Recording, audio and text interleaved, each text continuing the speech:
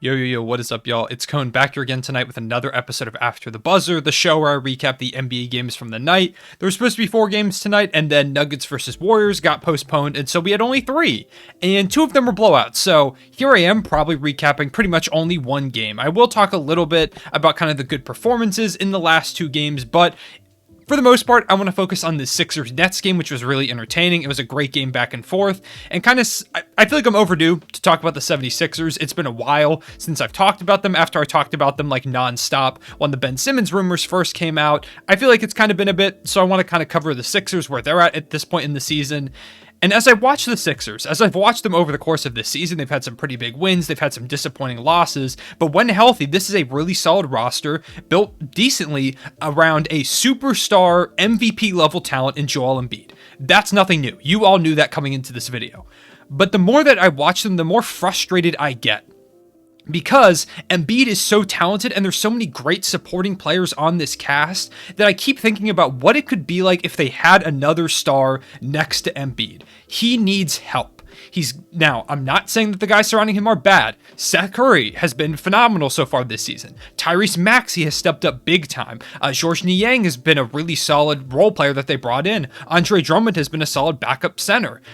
We'll talk about Tobias Harris in a second. Matisse Thybulle's a great defender. There are some guys who really are good players on this roster. But when you look at this roster, you can't help but think that they're way under their potential because of the lingering Ben Simmons thing, amongst other things. This Ben Simmons situation continues to bring this Sixers team down. I keep thinking about, man, imagine how crazy, like Embiid would be in the MVP race if the Sixers had a better record. He's been phenomenal. He's averaging over 30 points per game in his last 6 games. He's playing amazing defense. He's scoring at a ridiculous rate. Nobody can stop him. He's one of the most dominant forces in the NBA today. And I just want to see him get some help. It was so fun to watch him go on that MVP campaign last year, watch the Sixers kind of destroy expectations and play really, really well. And now they've got a bunch of great role players. One of their biggest weaknesses last season was inconsistent play from some of their role players. And of course, also from Ben Simmons in that conference finals.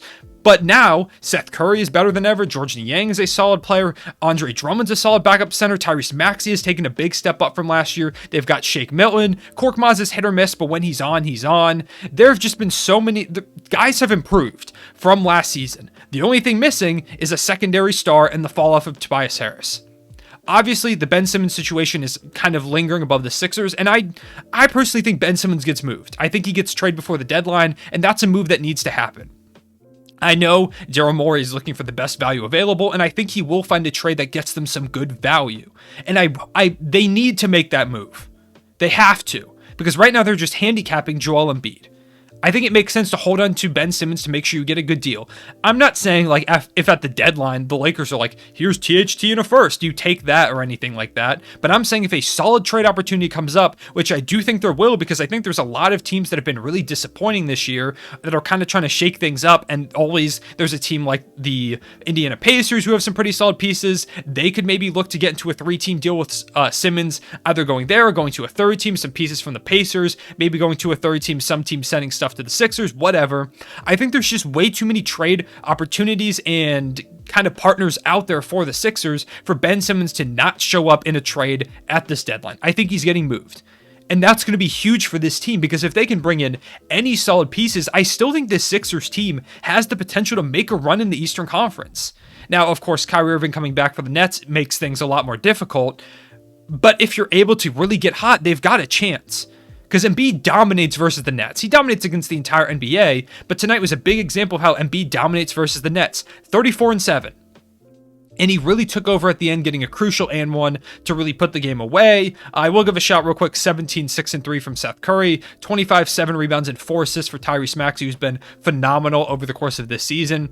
This team's just got so many fun pieces, and watching Joel Embiid ball out is super fun, but every time I watch them, I can't help but think about what they could be if they made a move.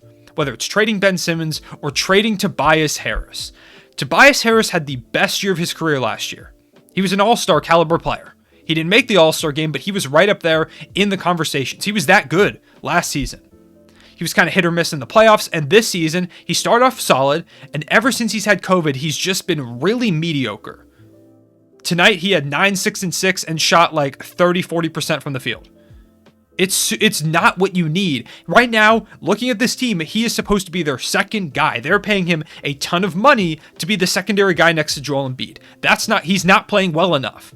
In fact, even when he is on, like he was playing last season, I still don't think he's enough. You need another guy. Of course, that's where Ben Simmons comes in, but now with Tobias Harris not playing up to the level that he was last year, there have been a lot of reports. Shout out to my guy Kenny, king of the fourth quarter, you know who he is. I tweeted out, I think a month ago, asking about what happened to Tobias Harris, and he said that apparently Tobias says that COVID hit it. Well, I know it hit him really hard, but apparently Tobias says that it feels like he has a cold like 24/7. It's still hard for him to kind of breathe at times, so I am not surprised that he's kind of struggling a little bit, because it sounds like those are some really tough symptoms that he's going through. But at the same time, just from a basketball perspective, they need better talent around Joel Embiid. I don't even think when Tobias Harris is healthy, he is the guy to be their number 2 on a championship team. So I wouldn't be surprised if he gets moved either, and I think that is something the Sixers probably are and should be exploring. You've got to look at any move to make this team better. The only one untouchable, I think, is Joel Embiid.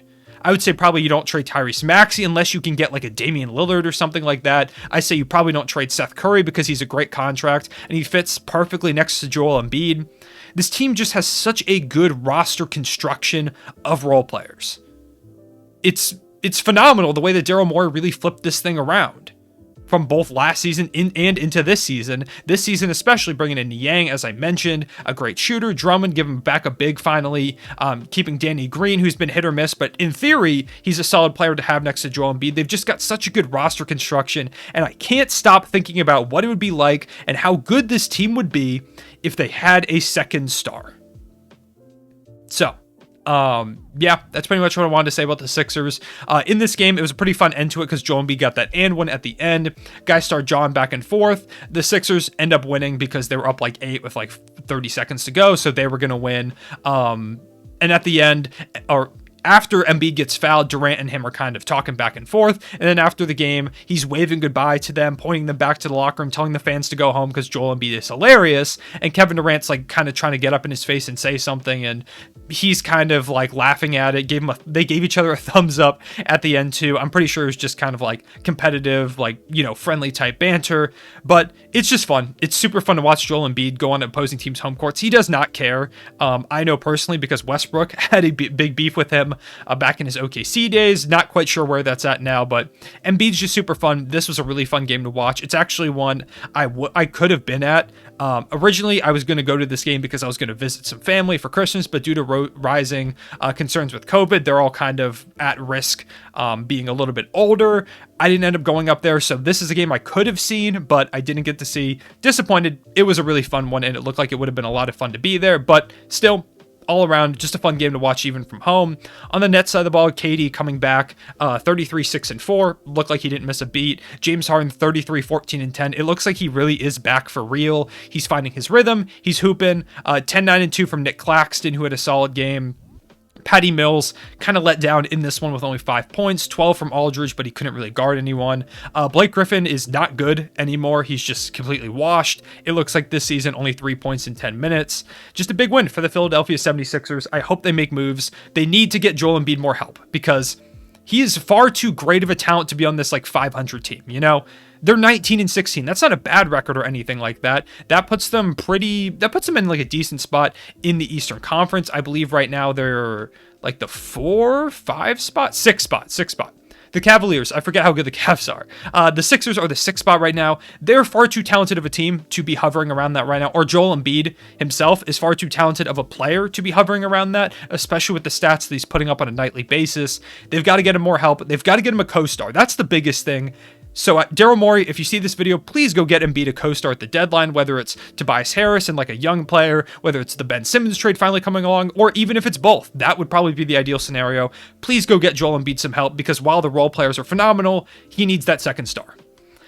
The other 2 games, as I mentioned, were blowouts. The Cavs lost by 17 to the Washington Wizards. This was a big game for Bradley Beal, who had 21 in the first half, 29, 6, and 10, 25, 10, and 2 for Kyle Kuzma. No Spencer Dinwiddie in this one. They started Brad Wanamaker, who was actually decent, 7, 5, and 7, 13 from Denny Avdija, 8 from Anthony Gill. Yeah, 12 from KCP.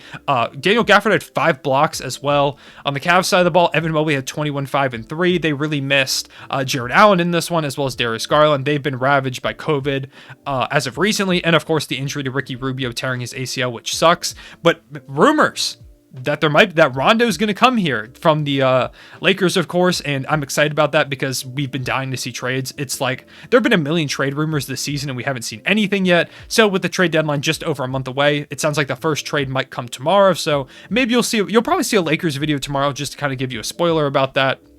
This Cavs team is desperately going to miss Ricky Rubio. He was having a phenomenal season. Bringing in Rondo does help with some of that playmaking, but they're just not going to find a replacement for the production that Rubio was giving him because he was playing really, really well over the course of the season. It sucks. Get well soon, Ricky Rubio. He was one of my favorite kind of stories of the season, being a guy that a lot of people kind of just saw as a throw-in that didn't make a ton of sense going to Cleveland, and he's been hooping. Finally, the Bucks played the Magic. It's exactly what you would have expected from a Bucks Magic game. Bucks blew them out, 33 from Giannis, 22 from Middleton, 25, 5 and 7 from Drew Holiday, 11 from Wesley Matthews, 15 from Cousins, 11 from DiVincenzo. Just an all-around kind of bludgeoning of this team.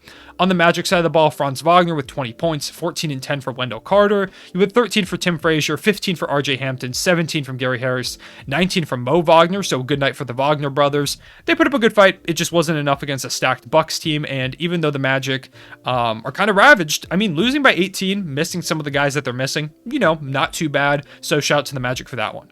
So those are my thoughts on the games tonight.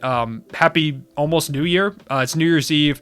Probably as most of you are seeing this video, I'm posting it about an hour and a half hour before it's New Year's Eve, at least on the East Coast. But a lot of y'all kind of see these videos in the morning, so hope you have a great New Year's Eve. You'll probably see another video from me before the new year, but in case you don't see me again, have a happy New Year. I appreciate y'all watching. I will see you all later. Real one, say it back.